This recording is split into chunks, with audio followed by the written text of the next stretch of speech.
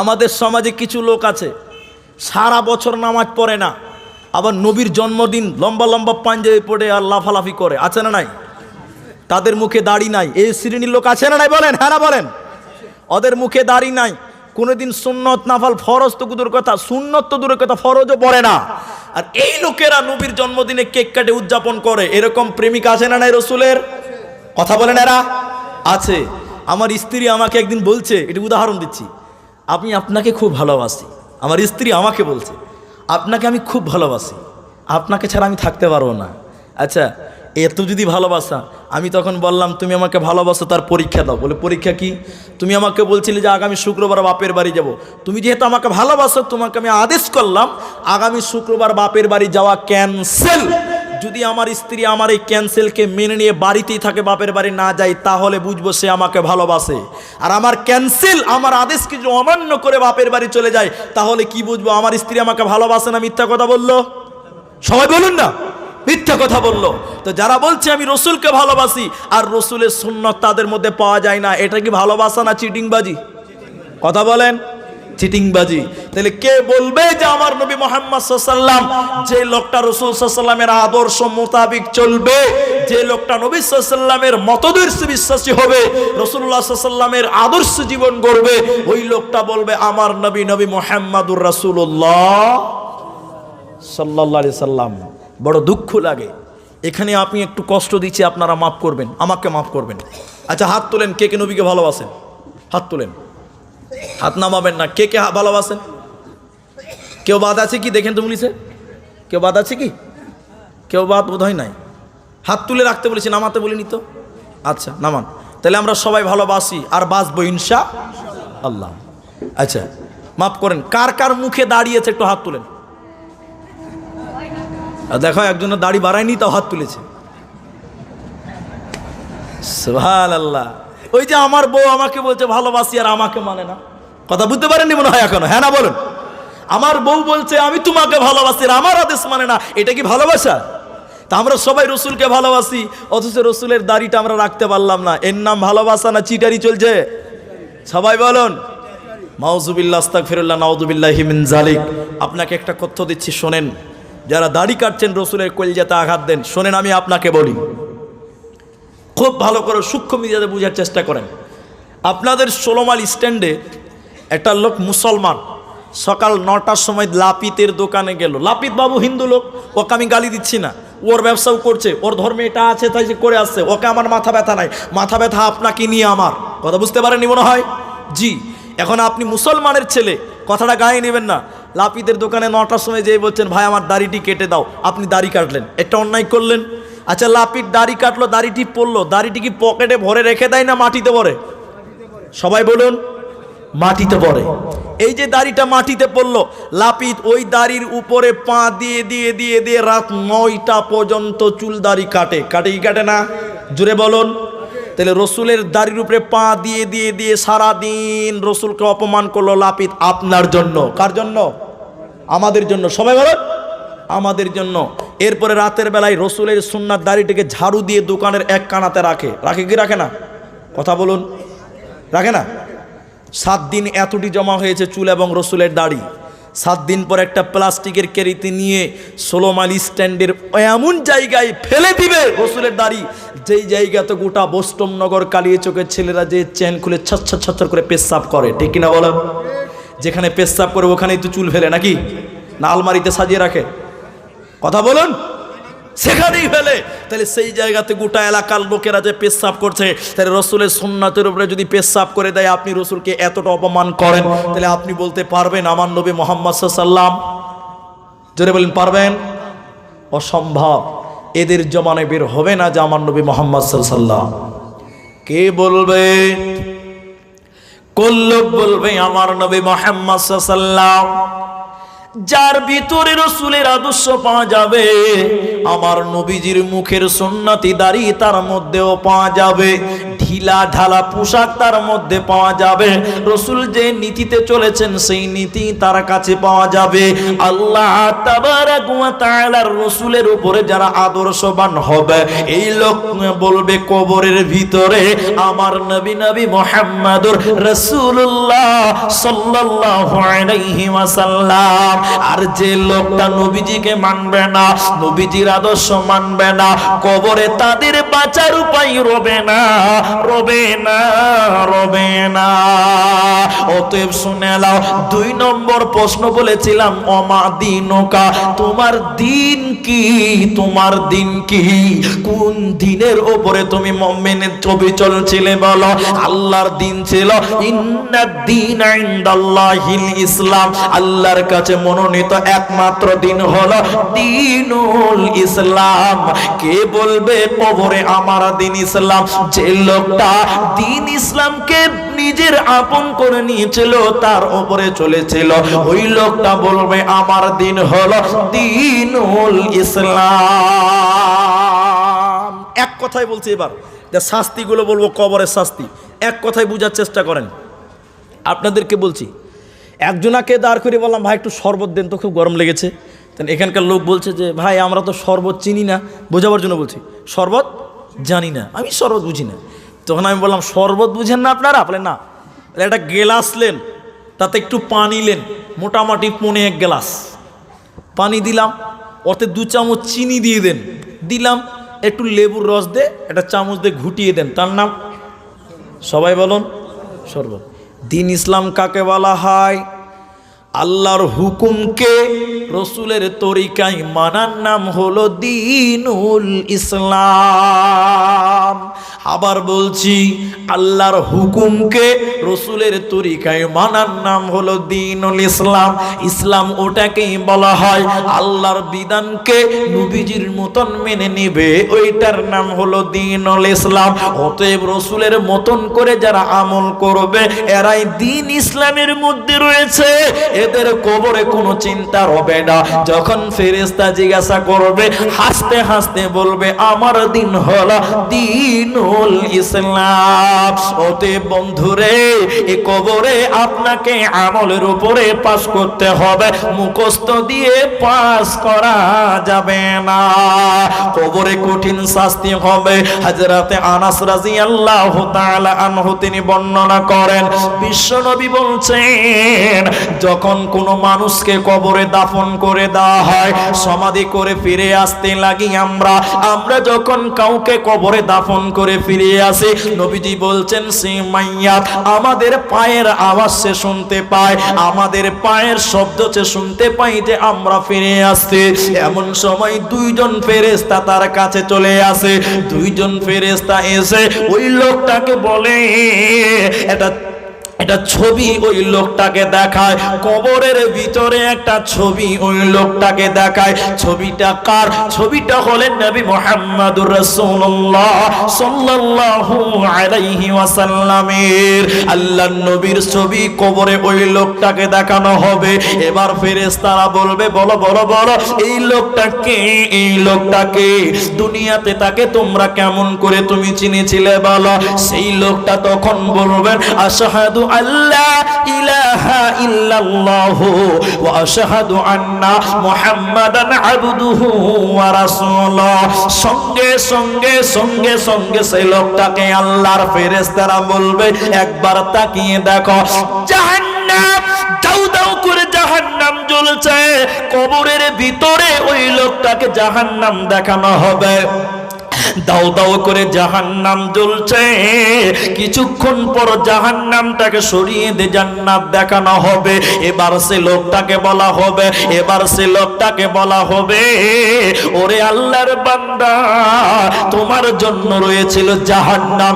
যখন তুমি বললে ইনি আল্লাহর নবী এবং তার বান্দা, আল্লাহ তোমার জাহান্নামকে কেটে দিয়ে, আল্লাহ তোমার জাহান্নাম কর্তন করে দিয়ে তোমার জন্য জান্নাতে কবরের ব্যবস্থা করেছে। অতএব কবরে যে লোকটা বলতে পারবা ইনি আমার নবী, নবী মুহাম্মদুর রাসূলুল্লাহ, ওই লোককে আল্লাহ জান্নাতে দেখাবেন। ওই লোকটাকে জান্নাতি বলে ঘোষণা দেওয়া হবে। ওর কবরে কোনো চিন্তা রবে না, রবে না, রবে না। বিশ্বনবী বলছেন, উম্মত রে, একজন মুনাফিক কবরে যখন যাবে, একজন কাফের যখন কবরে যাবে, একজন বেনামাজি মুনাফিক যখন বেপরদা মহিলা কবরে যাবে, আল্লাহর ফেরেশতারা তখন বলবে, এই লোকটাকে, এই লোকটাকে, এই লোকটাকে তুমি বলো মুনাফিক। কাফেরকে বলা হবে, নবীজির দিকে ইঙ্গিত করে বলো এটা কে? মুনাফিক কাফের বলবে লা আদরি, আমি জানি না, আমি জানি না, এই লোক সম্পর্কে জানি না। ভাইরে আমার, যখন বলবে আমি জানি না, ফেরেশতারা সঙ্গে সঙ্গে বলবে, বিবেক দিয়ে কেন অনুধাবন তুমি করো নাই? তুমি পৃথিবীতে পাগল ছিলে না? তুমি দুনিয়া বুঝতে, ব্যবসা বুঝতে, সংসার বুঝতে, টাকা পয়সা লেনদেন বুঝতে, সব কিছু দুনিয়াতে বুঝেছিলে, কিন্তু নবীজিকে কেন তুমি বুঝতে পারো নাই? বিবেক দিয়ে কেন তুমি বুঝো নাই? কিতাব কেটে কেন দেখো নাই? কোরআন কেটে কেন দেখো নাই? মায়ের আমার, এই বেনামাজি মুনাফিক এবং কাফেরকে ফেরেশতারা লোহার হাতুড়ি নিবে, লোহার ডান্ডা নিয়ে ওই ফেরেশতাকে এত জোরে মারবে, মায়ের আমার, বেনামাজি মুনাফিককে কবরে লোহার হাতুড়ি দিয়ে এত জোরে পিটবে, ওই লোকটা হাউমাউ করে কবরের ভিতরে কানবে। ওই লোকটা পৃথিবীর বুকে গোনা করেছিল, কবরে তাকে লোহা দিয়ে তাকে মারবে, লোহা দিয়ে পিটবে, কবরের ভিতরে হাউমাউ হাউমাউ করে করে কানবে। নবীজি বলছেন, ওর কান্নার আওয়াজ সারা পৃথিবী শুনতে পাবে। শুধু শুনতে পাবে না, মানুষ এবং জিন, মানুষ এবং জিন ব্যতীত কবরে যে শাস্তি হচ্ছে, মানুষদেরকে লোহা দিয়ে পিটবে, এই কান্নার আওয়াজগুলো সবাই শুনতে পায়। অতএব কবর কঠিন জায়গা, সেখানে পালাবার উপায় রবে না, রবে না, রবে না। কি করলি তুই ভবে এসে, মায়া জালে গেলি ফেসে, আজরাইলে সে ধরবে কষে, কে বাঁচাবে তোর প্রাণ? ওরে মুসলমান তোরা হারাস না ঈমান, ওরে মুসলমান তোরা হারাস না ঈমান। যদি করিস না মাজরুজা, থাকবে না তোর পাপের বোঝা। যদি করিস না মাজরুজা, থাকবে না তোর পাপের বোঝা। মরণকালে পাবি রে তুই জান্নাতি আদার। ওরে মুসলমান তোরা হারাস না ঈমান, ওরে মুসলমান তোরা হারাস না ঈমান। অতএব তুমি ঈমান হারা হয়েও না, নচেত কবরে কঠিন শাস্তি দিবে রে। সেদিন পালাবার উপায় রবে না, রবে না, রবে না। এর নাম কবর। খলিফা উসমান গনি রাদিয়াল্লাহু তাআলা আনহু, তিনি যখন কবরের সামনে যেতেন, অঝর নয়নে কাঁদতেন। তার দাড়ি দিয়ে তার কান্নার পানি চুয়ে চুয়ে চুয়ে চুয়ে পড়ত। কেউ তাকে জিজ্ঞাসা করছেন, উসমান, আমিরুল মুমিনিন, খলিফাতুল মুসলিমিন উসমান, আপনি জাহান্নামের কথা শুনেন এত কাঁদেন না? আপনি পুলসিরাতের কথা শুনেন এত কাঁদেন না? আপনি শেষ বিচারের দিনের কথা শুনেন আপনি এত কাঁদেন না? কিন্তু কবর দেখে আপনি এত কাঁদেন কেন? কবর দেখে এত কাঁদেন কেন? আমিরুল মুমিনিন উসমান জবাব দিয়েছেন, অবাক হয়ে যাবেন, আখিরাতের প্রথম মঞ্জিল কবর। আচ্ছা বলুন, কবর আগে না কিয়ামত আগে? সবাই বলেন, কবর আগে। কবর আগে না জাহান্নাম আগে? কবর আগে। আমিরুল মুমিনিন উসমান, খলিফাতুল মুসলিমিন উসমান বলছে, বন্ধুরে ও সঙ্গী সাথীরা তুমি কান করে শুনে নাও, কবরকে নিয়ে আমার এত ভয়, কবরকে নিয়ে এত ভয় লাগে যে কবরে ফেল পড়ে যাবে, কিয়ামতের দিন ফেল পড়ে যাবে, যে কবরে ফেল পড়ে যাবে, জাহান্নাম চলে যাবে। অতএব জাহান্নাম পড়ে, কিয়ামতের দিন পড়ে, আগে আমাকে কবরে পাস করতে হবে। সেদিন এক চান্সে পাস করতে হবে রে, সেদিন দ্বিতীয় চান্স পাওয়া যাবে না। খলিফা ওসমান বলছেন, কবর আখিরাতের প্রথম মঞ্জিল হলো কবর, সেখানে আমাকে পাস করতে যদি না পেরে যাই, সেদিন আফসোস করে কোনো লাভ হবে না। এজন্য কবর দেখলে আমার পরকালকে এত মনে হয় যে এই জায়গাতে একদিন আমাকেও কেউ নিয়ে আসবে। আজকে আপনি কাউকে নিয়ে এসেছেন, কালকে আপনাকে কেউ নিয়ে আসবে। অতএব সেখানে আসতেই হবে, পাস করতেই হবে, নচেত কোনো উপায় রবে না। তাই হযরত ওসমান অজর নয়নে কাঁদতেন যে এটাই হলো মানুষের সফলতার মূল জায়গা, যে এখানে সফল হবে, সব জায়গা সফল হবে, নাকাম হয়ে গেলে কোনো জায়গায় পাস করতে পারবে না। আল্লাহর নবী বলছেন, কেউ যদি জানাজা পড়ে তাহলে তাকে এক কেরাত নেকি দেওয়া হবে। কতটি?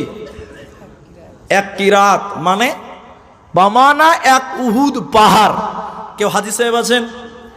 হাজী সাহেব কেউ এখানে? কেউ হাজী সাহেব নাই? আছেন। উহুদ পাহাড় দেখে এসছেন? জি। অসুবিধা আছে না? জি, মাশাআল্লাহ। ইনি একটা পয়েন্টের কথা বলছে। তা আছে তো, কথা কেন বলবে না? কথা ঠিকই বলেছে। জি, আমি তো জিজ্ঞাসা করছি। আচ্ছা, হাজী সাহেব যিনারা আছে তারা তো নবীর দেশে উহুদ পাহাড় দেখেছেন, দেখেছেন কিনা? হ্যাঁ না বলেন। উহুদ পাহাড় 8 কিলোমিটার লম্বা, 4 কিলোমিটার চওড়া। বলছে মাটির নিচে কত আছে এখন পর্যন্ত কেউ গবেষণা করে বলতে পারছে না। সুবহানাল্লাহ বলেন। তাহলে এক উহুদ পাহাড় সম পরিমাণ তাকে নেকি দেওয়া হবে। সুবহানাল্লাহ বলেন। নবীজি এরপরে বলছেন, কেউ যদি দাফন কাফন কমপ্লিট পর্যন্ত থাকে তাহলে তাকে 2 কিরাত নেকি দেওয়া হবে। কয় কিরাত? 2 উহুদ পাহাড় সম পরিমাণ। 2 উহুদ পাহাড় সম পরিমাণ নেকি তাকে দেওয়া হবে। আচ্ছা, জানাজাতে এত ফজিলতের কথা বলছেন কেন আল্লাহর নবী? খুব ভালো করে বুঝেন, খুব ভালো করে বুঝেন। জানাজাতে এত ফজিলতের কথা বলছেন কেন? কেউ জানাজা পড়লে 1 কিরাত, দাফন কাফন কমপ্লিট করলে 2 কিরাত। কিন্তু আমাদের দেশে এখন কমপ্লিট পর্যন্ত থাকে না মানুষ। থাকছে? থাকছে? কি জামানা ছিল হে দাদু! এখনকার মুসলমানদের কবর দেওয়া দেখে মনে হয়েছে কুকুর শিয়ালকে দাফন করা হয়েছে। নাউজুবিল্লাহ বলেন। কথা বলেন। মানে আমি মুলবি বলে দিয়েছি জানাজার পরে দোয়া নাই। কথা বুঝতে পারছেন কিনা আপনারা? আপনারা সমাধান নেন। আমরা মুলবিরা বলেছি দোয়া বলেন নাই। পাবলিক হলো সুবিধাবাদী জিন্দাবাদ। বুঝতে পারছেন কিনা আপনারা? পাবলিক কোনটা চাইবে? যেটা সুবিধা সেটা তো নিবে নাকি? এখন বলেছে মুলবিরা দোয়া নাই, মাটি দিতে দেরি, বাস পালাতে দেরি নাই, লাস্টে খাটলা আনার লোক থাকে না। আমি বাস্তব বললাম, হ্যাঁ না বলেন? ঠিক আছে তো আমার কথা? খাটলা আনারও লোক থাকে না। কে বলেছে দোয়া নাই? আল্লাহর নবী বলেছেন, ইস্তাগফির লি আখিকুম, তুমি তোমার ভাইয়ের জন্য ক্ষমা চাও। তো দোয়া করতে বলেছেন, ক্ষমা চাইতে বলেছেন। তাহলে কি বলে ক্ষমা চাইবেন? ওইটা বোধহয় আল্লাহ রসুল বলতে ভুলে গেছিল নাকি? না ওইটাও বলা আছে? বলুন, ওইটাও আছে। আপনার আল্লাহর নবী বলছেন দাফন কাফন কমপ্লিট পর্যন্ত থাকবেন এবং আপনার ভাইয়ের জন্য দোয়া করবেন, ক্ষমা চাইবেন। কি ক্ষমা? আল্লাহুম্মা গফির লাহু, আল্লাহ তুমি তাকে ক্ষমা করো। ওয়াসাব্বিতহু, এখন তাকে প্রশ্ন করা হবে, উত্তর দেওয়ার জন্য তাকে অটুট রাখো। আরেকটা শব্দ পাওয়া যায় ওয়ারহামহু, এই 3টা শব্দ। বাকি রব্বানা জালামনা আনফুসানা এই শব্দগুলো হাদিসে আসে নাই। তাহলে আপনি বলুন, আল্লাহ তুমি তাকে ক্ষমা করো, অটুট রাখো বা রহম করো। এখন তাকে প্রশ্ন করা হবে, উত্তর দেওয়ার জন্য প্রস্তুতি রাখো। আল্লাহ তুমি তাকে ক্ষমা করো, রহম করো। চলে আসতে হবে। এগুলো মাটি কমপ্লিট হওয়ার পর এখন বলেছে দোয়া নাই। পাবলিক উল্টাটা বুঝে নিয়েছে, খালি সালাম ফিরতে দৌড়ি ব্রাকে লাইন দিচ্ছে, চুরি করে এখন মাটি দিচ্ছে কিছু কিছু লোক। কথা বলেন। লাইনে দাঁড়ায় না, আছে না নাই বলেন? আছে। বড় দুঃখ লাগে, বড় কষ্ট লাগে। আল্লাহ নবী বলছেন, যে কথা বলছিলাম, এত ফজিলত কেন? 16 মাইলে একটা লোক মরেছে, বলছে ধুলিয়ান থেকে লোকটা মাটি দিতে এসছে। হাজি ভাই আপনি এত দূর থেকে এসেছেন কেন? বলে আমি 2 কিরাত সম পরিমাণ নেকি নিতে চাই। আলহামদুলিল্লাহ। কিন্তু এত ফজিলত দিয়েছেন কেন? একে বলা হয় লোভনীয়। একে কি বলা হয়? লোভনীয়। বলে কেন? আল্লাহ নবী বলছে তুমি মাইয়াতের কাছে যাও, জানাজায় যাও, কবর দেখলে মানুষের আখেরাত স্মরণ হয়। হয় কি হয় না? আল্লাহ রসুল বলছেন তোরা একবার কবরে আয়, তুইও হেদায়াত পাবি। এই গ্রামের একটা লোক মারা গেল, ইনার বন্ধু মারা গেল। লোকটা তিনার সঙ্গে ছিল, বন্ধুত্ব ছিল, হঠাৎ করে তিনার সামনে মারা গেল। তিনি আজকে লাশ হয়ে গেছে, তাকে দাফন কাফন পড়ালো, খাটলাই করে গোরস্থানে নিয়ে গেল, জানাজা পরে মাটি দিল।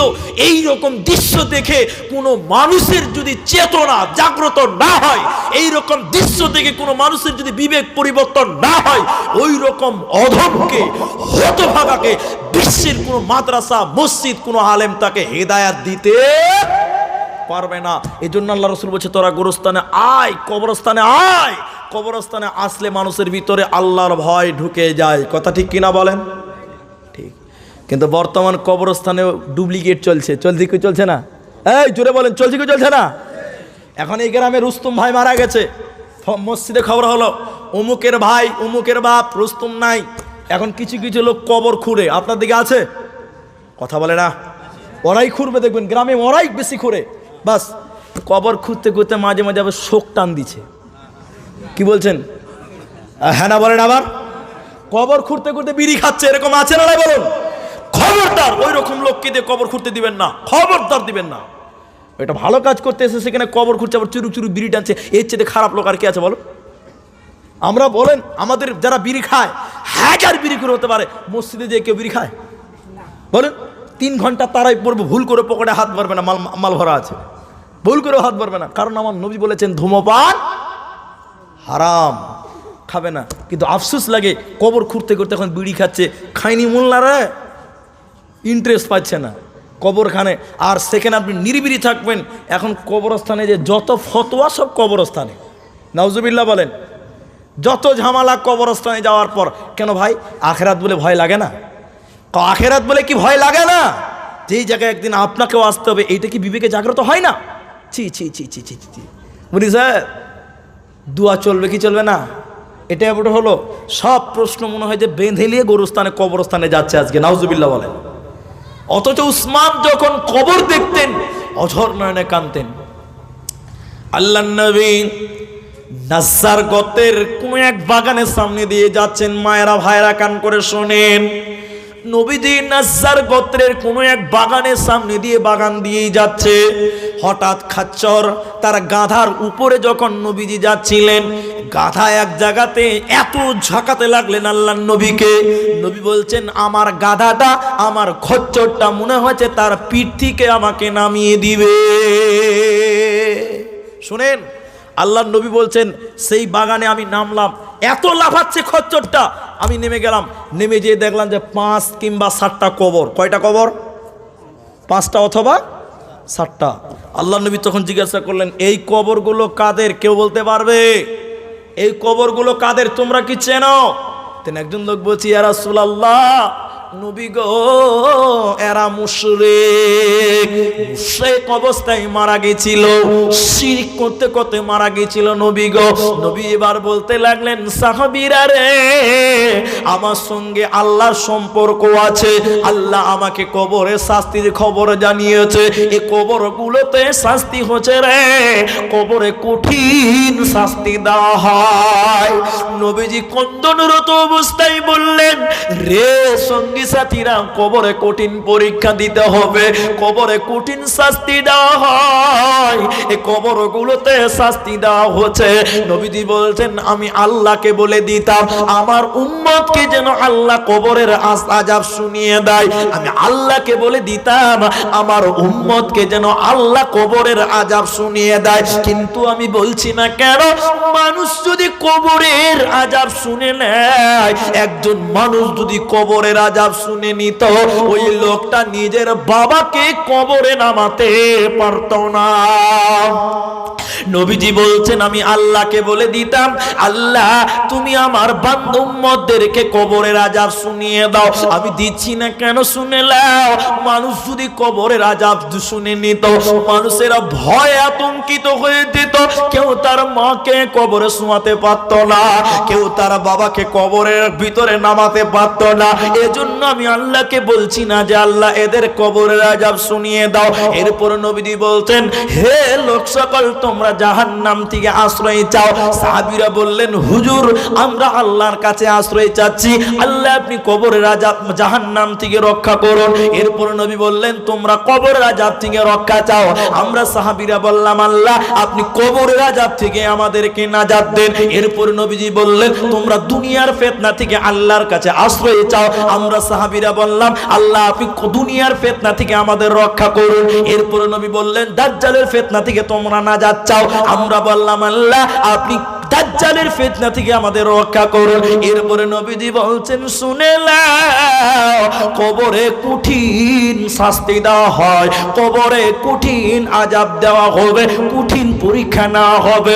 অতএব কবরের জন্য তোমরা রেডি হয়ে যাও। যদি কবরে তোমরা পাস করতে চাও, কবরে যদি তোমরা সফল হতে চাও, দুনিয়াতে নামাজ রোজা দান সাদকা ইমানকে তোমরা মজবুত করো, এটাজি রেডি করে নাও, আমলের ব্যাগ তোমরা গুছিয়ে নাও।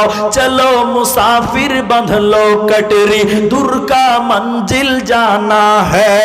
चलो मुसाफिर बदलो कटरी, दूर का मंजिल जाना है। घटमट सीटी बजा के गाड़ी चलती है। चलो मुसाफिर बदलो कटरी, दूर का मंजिल जाना है।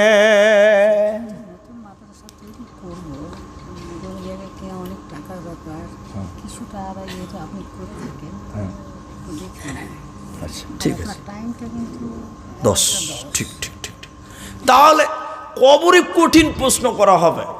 আম্মাজান আয়েশার কাছে হাদিসগুলো শুনেন। আম্মাজান আয়েশা রাদিয়াল্লাহু তাআলা আনহা বলছেন, যেটা কবর, একটা ইহুদি মেয়ে এলো, নাউজুবিল্লাহ। আম্মুজান আয়েশা বলছেন, একটা ইহুদি মেয়ে এলো, ওটা ইসলামের শুরুর অবস্থা। তো আম্মাজান আয়েশার কাছে ইহুদিদের মেয়ে অনেকক্ষণ গল্প করলেন। গল্প করার পর বলছে, ইয়া আয়েশা, হে আয়েশা, আল্লাহ যেন তোমাকে কবরের আযাব থেকে মুক্তি দেয়, রক্ষা করে, বলেন আমিন। আল্লাহ নূর স্ত্রী আম্মাজান আয়েশা বলছে যে আমার জানাই ছিল না যে কবরে আযাব হয়। আম্মাজান আয়েশা কি বলছেন? আমার জানাই ছিল না যে কবরে শাস্তি হয়। নবীজি এলেন, কথাটা ভালো করে শোনেন, হাদিসটা বুখারী হাদিস। নবীজি এলেন, আম্মাজান আয়েশা বলছেন, ইয়া রাসূলুল্লাহ, হে দয়ার নবী গো, ইহুদিদের একটা মেয়ে এসেছিল, ইহুদিদের একটা মহিলা এসেছিলেন।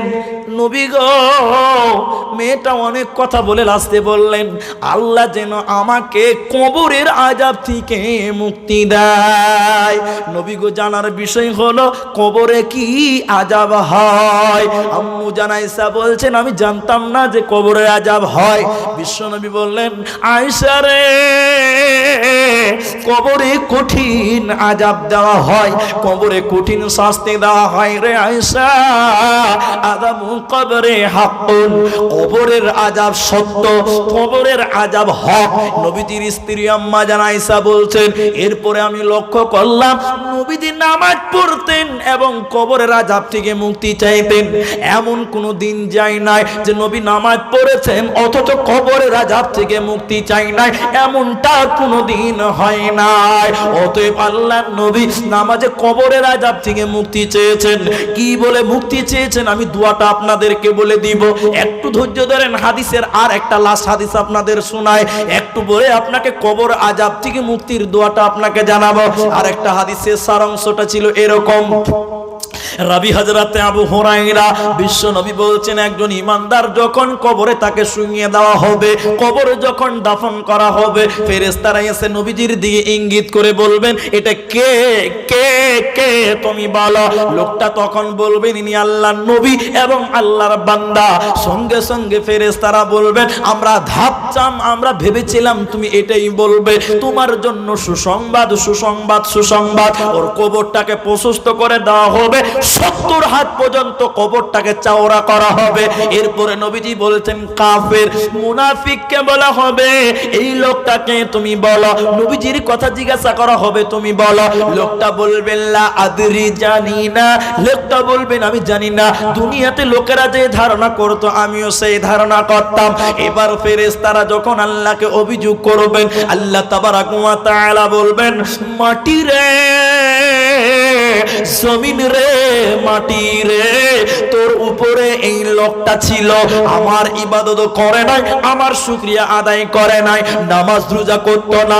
জমিন মাটি রে, তুমি বদলা নিয়ে নাও, প্রতিশোধ নিয়ে নাও, তুমি বদলা নিয়ে নাও। ভাইরা আমার, মায়েরা আমার, কবর তখন ওই মুর্দা মাইয়াতকে শাস্তি দিবে, কাফেরকে কঠিন শাস্তি দিবে। বলে কেমন শাস্তি? মাটি দিবে। কবরের ডান দিকেও মাটি, বাঁ দিকেও মাটি, কবরের দুই দিকের মাটি এসে ওই মাইয়াতকে, লাশটাকে পিছিয়ে দিবে। দুদিকের মাটি এসে তাকে চেপে দিবে, দুদিকের মাটি এসে ওই কবরটাকে পিছিয়ে দিবে, কাফেরটাকে। বিশ্বনবী বলছেন, তার ডান দিকের হাড্ডিগুলো বাঁ দিকে ঢুকে যাবে, পাম্পাজরের হাড্ডিগুলো ডান দিকে ঢুকে যাবে। কবরে কঠিন শাস্তি দেওয়া হবে রে। অতএব সেদিন পালাবার উপায় রবে না, দুনিয়াতেই সতর্ক হয়ে যাও। ইন্নাল্লাযীনা ক্বালু রাব্বুনাল্লাহ, নিশ্চয়ই যারা আল্লাহকে আল্লাহ বলে মেনে নিবে, সুম্মাস্তাকামু তাতানাজ্জালু আলাইহিমুল মালায়েকা, এর উপরে যারা অবিচল থাকবে, আল্লাহর ফেরেশতারা যখন তাদের কাছে আসবে, এসে বলবেন, আল্লাহ তাখাফু, তুমি ভয় পেও না, তুমি চিন্তিত হইও না, টেনশন করো না। ওয়া আবশিরু বিল জান্নাত, তোমাকে সুসংবাদ দেওয়া হচ্ছে জান্নাতের। কুনতুম তুআদুন, যে জান্নাতের ব্যাপারে তোমাদেরকে ওয়াদা দেওয়া হয়েছিল। ভাই আমার, সেই কবর থেকে আমরা যেন বাঁচতে পারি। আল্লাহ তুমি কবর আযাব থেকে আমাদের সকলকে মুক্তি দিও, সকলে বলেন আমিন। ভাইজান, আমি আপনাদের মুসাফির ভাই হয়ে, ইনি আমাকে বললেন যে আপনার 5-7 মিনিট দেরি হয়েছে। অবশ্যই দেরি হয়েছে। আমাকে বলেছিলেন 9:30টার টাইম। আপনাদের কালিয়াচক চৌরঙ্গি মোড়ে জাম, কোনো কারণ না, এমনিতেই জাম, মানে লোক পাস হচ্ছে। তা আমরা ভাবলাম বিরাট জাম আছে, না তো এতক্ষণ কেন লাগবে? এসে দেখলাম কিছুই নাই। জানি না কি হয়েছে, জানি না, এত রাতে তো জাম হয় না। যাই হোক, তার জন্য না তো আমি টাইমের আগেই পৌঁছাতে পারতাম। আমি আপনাদের কাছে এসে যা কিছু বললাম, কবর সম্পর্কে বললাম, আমি আপনাদের দোয়াটা বলছি।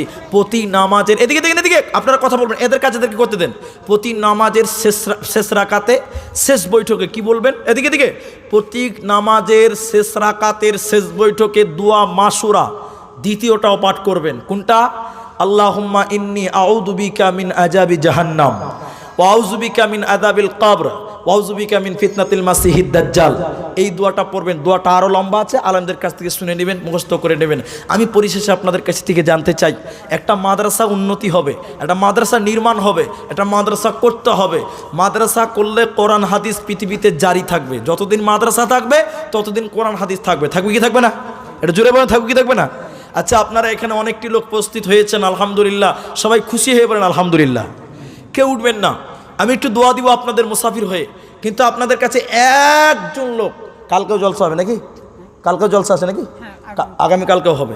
আজকে প্রথম দিনে এখানে একটা লোক আপনাদের কাছ থেকে এমন কেউ আছেন যিনি আমার হাতে, আমার পরেও বক্তা আছে, আমার হাতে একজন বলবেন, হুজুর মাদ্রাসা বানানোর জন্য আমি এই মাদ্রাসা, নতুন মাদ্রাসার জন্য আমি 10,000 টাকা একজনের কাছে হাত জোর করে বিনীত অনুরোধ করে চাইছি যে একটা লোক আমার হাতে 10,000 টাকা দেবেন।